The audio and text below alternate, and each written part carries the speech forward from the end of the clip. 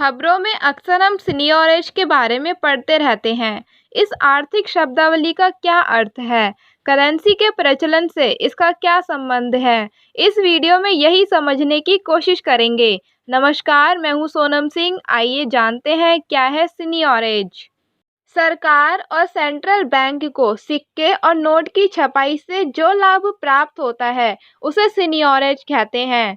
क्योंकि सिक्कों की ढलाई और नोटों की लागत की तुलना में उनका बाजार मूल्य अधिक होता है, इसलिए सिक्कों और नोट की लागत और उस मुद्रा के मूल्य के अंतर के रूप में जो आय प्राप्त होती है उसे सीनियरेज कहा जाता है।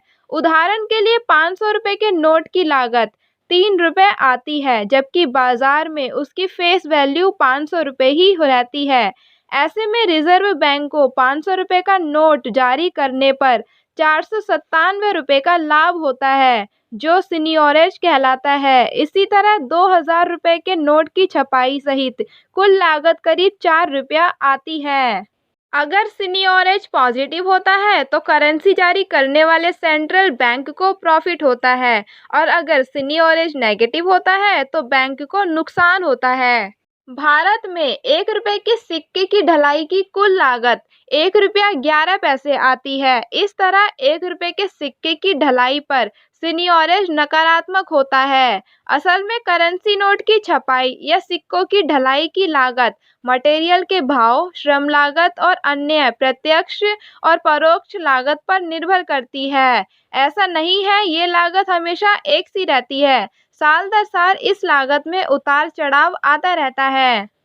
उदाहरण के लिए पुराने समय में सिक्के की ढलाई कीमती धातु से होती थी। ऐसी स्थिति में अगर धातु महंगी हो जाए तो सिक्कों की लागत भी बढ़ जाती थी। हालांकि अब कई दशकों से गोल्ड स्टैंडर्ड खत्म हो गया है और अधिकांश देशों ने कीमती धातु के सिक्के की जगह कागज आधारित नोट की व्यवस्था को अपनाया है।